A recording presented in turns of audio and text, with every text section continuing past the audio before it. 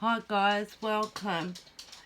Right, I'm on the second part of the basics for the junk journal. Now we've got the bare basics done today.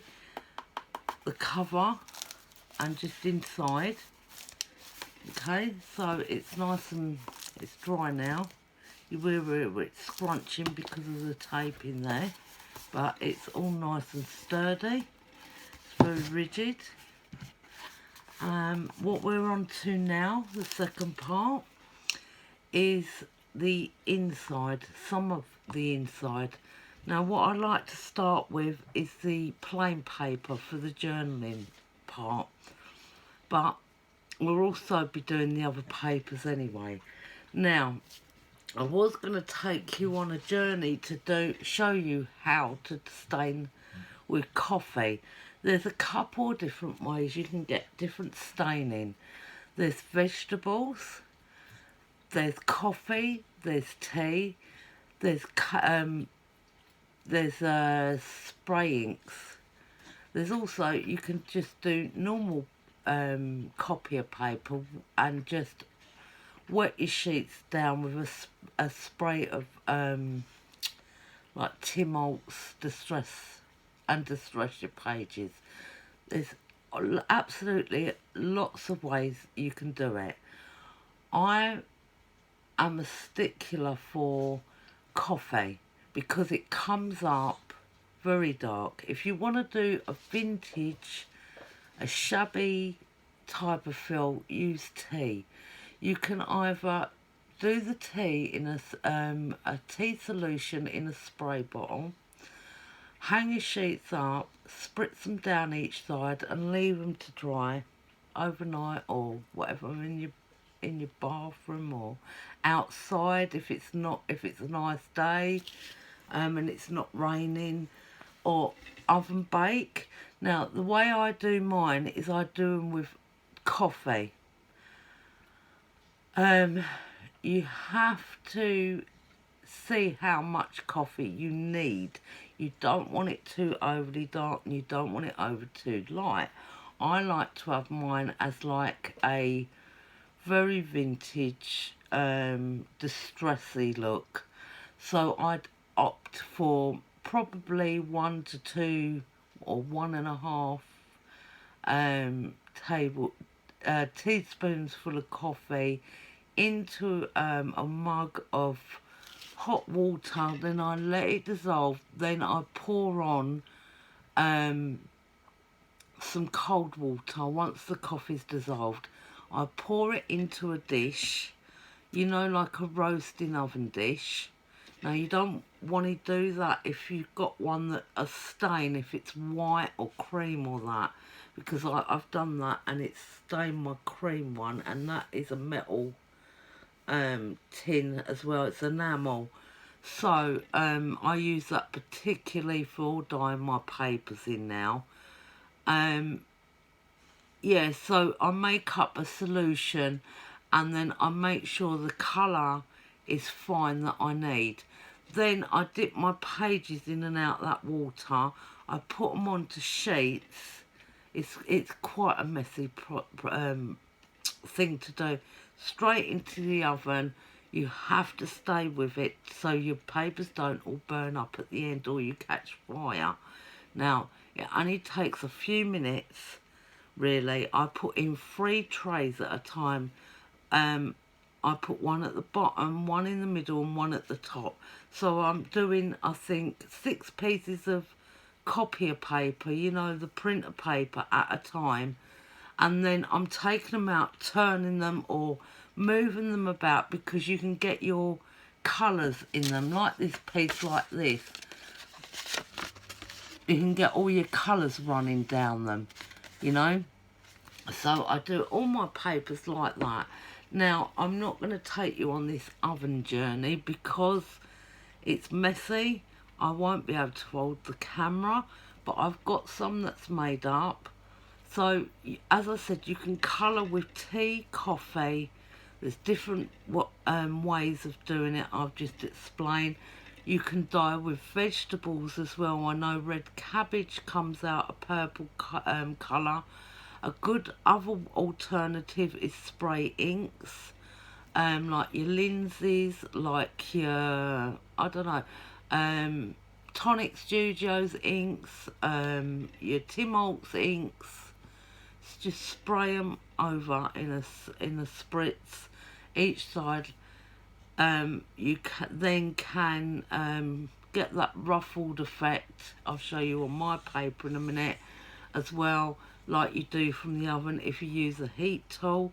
But be very careful when you're blow drying with your heat tool, your embossing gun and that, because it can cause fire. The same with having paper in the oven, so you've got to be there at all times because it can set alight. Right, so I'm going to show you some of the papers. These are some that I made recently and some that I made not a while ago. So I've got all sorts of shapes and sizes. I've got pieces of pages that I've done with a ripped effect. I've got musical pieces, Bob Black Sheep, that I've done. But you see the coffee staining on there, look. You see the effect? It's because I use dark coffee. Some of these are darker than other pages, like this one for instance, you can see a lot. You see that? See if you can get it that way. You see all the crinkles? I like it when it's like that because it gives me like a more very vintage, Halloween, you know, that type of, you found something ancient book, if you know what I mean. So, yeah, all different. I mean, you can add your splatters on after. I've got all different pages, all different colorations. Some have got splats, some got burnt. And that's what I was talking to you about by burning. That I probably had to dab out because it burnt.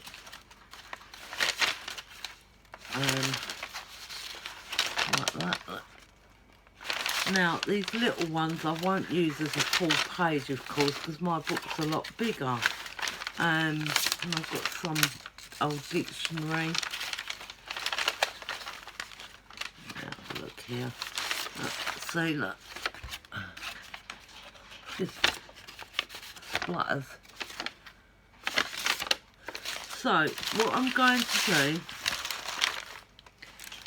as I've got all them ready, which should take me less time to do with these videos, I've made a little list. So what you have to do is, I remembered that these inner pages here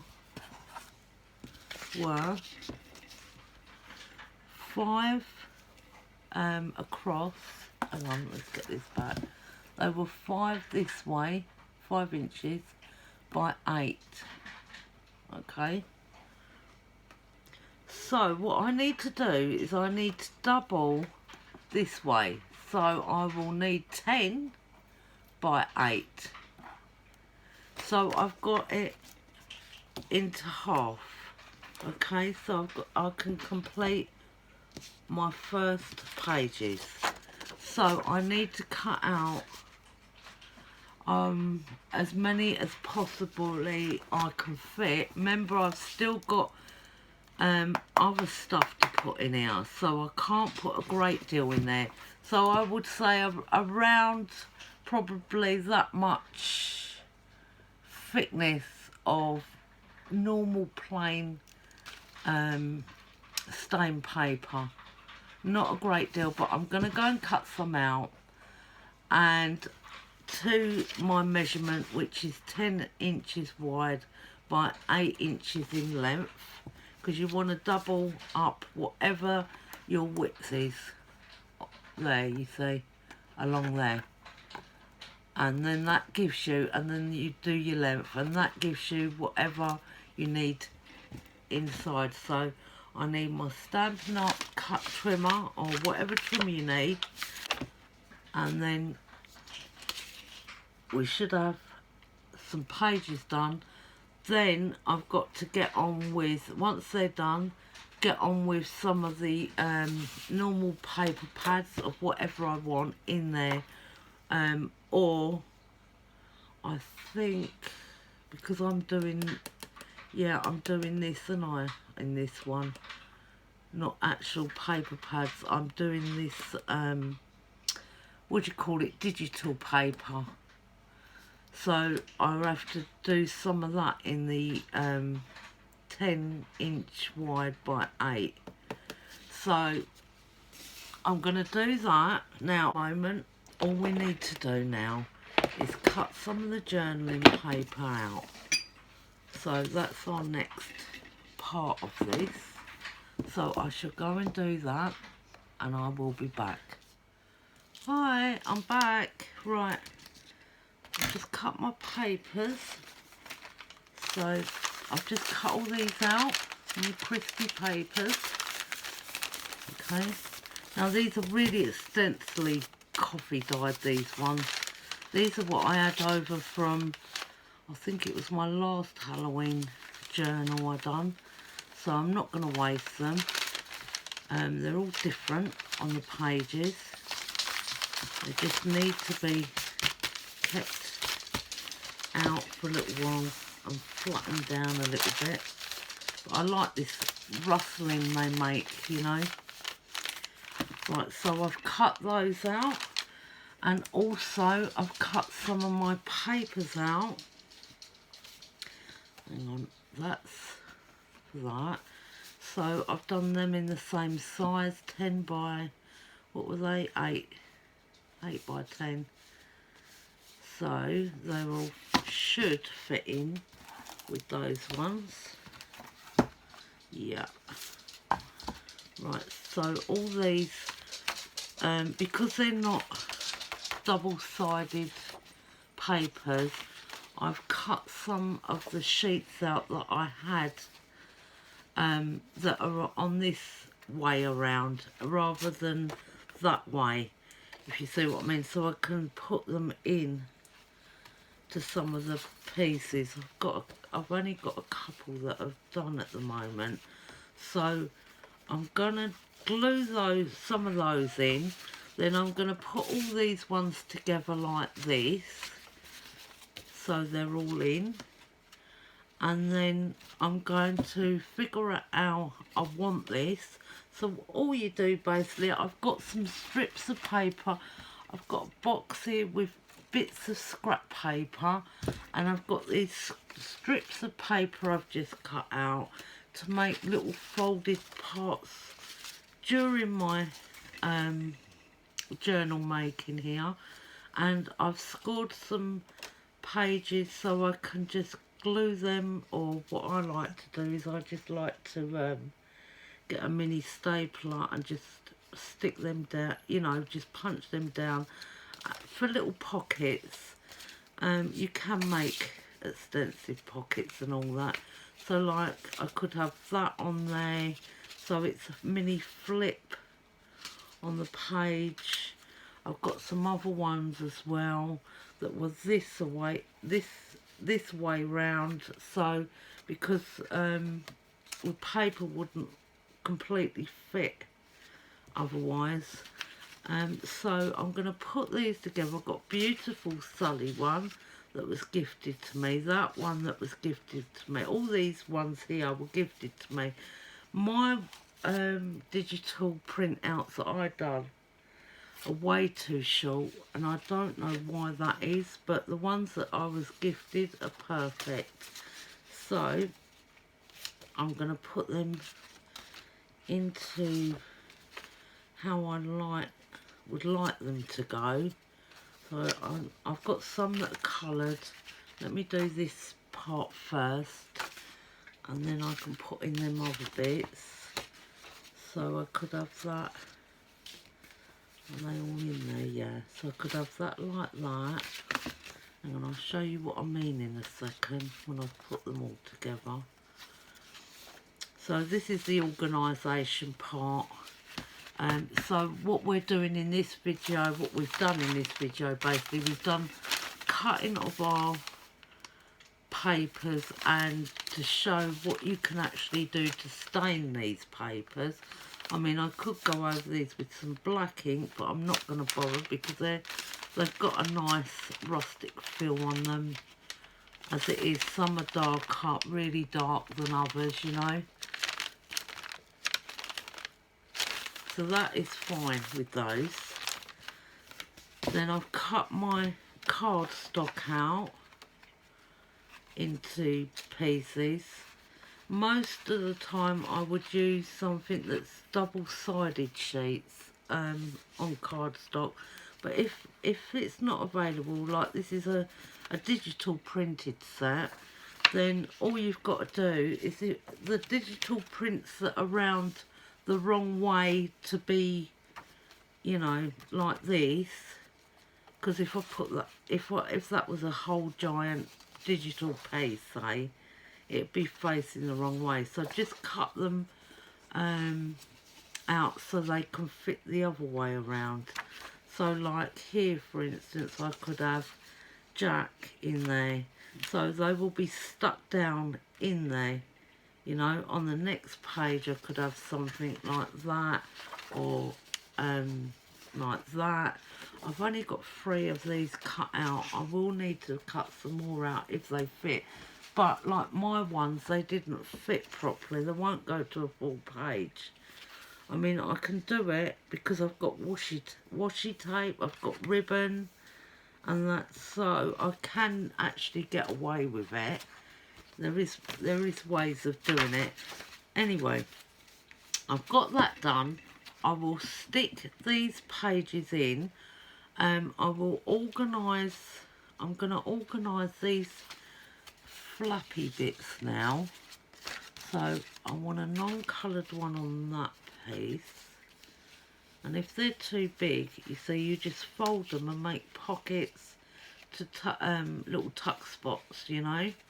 So you could have that in there like that. So when you open it, let me show you. When you open it, you've got like there as a little tuck spot until your next page. So I'm just going to stick them in while I'm on camera. These are just scrap pieces of paper that are folded. I'd like that one there somewhere. And if they were double-sided, you can fold them which way you want. You can fold them that way or underneath like that and make little tuck spots you can put. Right, sorry guys, I got a phone call and I got disrupted. Right, so what I was saying is that we've had this paper done now to go in. So you don't need it very thick. I mean, it depends on how much you write, really. If you want a very big writing space and you want a really big journaling part, then go ahead and make some more. It depends what I fit in there as well. I've done a lot more decorative sheets. Now I've put all these together how I want them, apart from putting these one pages in. I think I was explaining before I got a phone call that, yes, I've put these tuck spots in everywhere where I wanted them to go. So they come out the other side and they're just like bands really in there, but they're effective. So what we've got now is we've got these made up, these 2 lots. You can actually spread them out throughout these, which I'm going to do, but I just want to measure in my book and see if there's enough room. See, it's not bulging, it'll close properly, and that is fine. Yeah, that's fine. That is completely fine. So we've got plenty of room in there, because you're going to need plenty of room if you're decorating the inside. So that's brilliant. So what I'm going to do now is I'm going to see what I mean about the plain backgrounds of the papers. I'm going to add some of these. I think I've only got 3 sheets anyway, as I said. Put some of these in, and As I said, the digital art printouts I done doesn't fit, but we can get round that if there's some really pretty ones. Remember, it's not stuck in yet, so nothing's glued down or put in with signatures yet. So that's another lot. That's basically the hardest lot of it done. Okay, so we've done that in part 1. This is part 2. I'm going to upload the video. Tomorrow I should be able to get on with doing the signature part and some decoration. What I am going to do in the meantime is I've got these stamps. Okay, I've got this stamp set, and on the bottom of every of these pages I'm going to do a stamp. That's what I usually do of the themes. So I'm going to put Sully and Jack and Oogly Boogly and little, oh God, I forgot his name already. But I will do a stamp on each page, on the various pages. And then I should hopefully see you tomorrow for part 3 of this series. I am trying to hurry up and do it before I get any more crafting requests or start getting too busy again, because I'm trying to do this while I'm in the middle of doing other crafts. But you will get a lot of scrap pieces of paper, off cuts. Keep them, because you'll be making some tags or embellishments or other stuff. Just keep your scrap pieces, because you'll need them. Okay, so this is why I've got this little basket out now, to keep my scraps in, to keep this book in, to keep these papers in and other bits that I need. So I will stamp these and I will show you in the next part. Okay, so this is part 2. If you want to see part 1, I'll link it down the bottom, and vice versa. So I'll catch you guys tomorrow. Bye bye.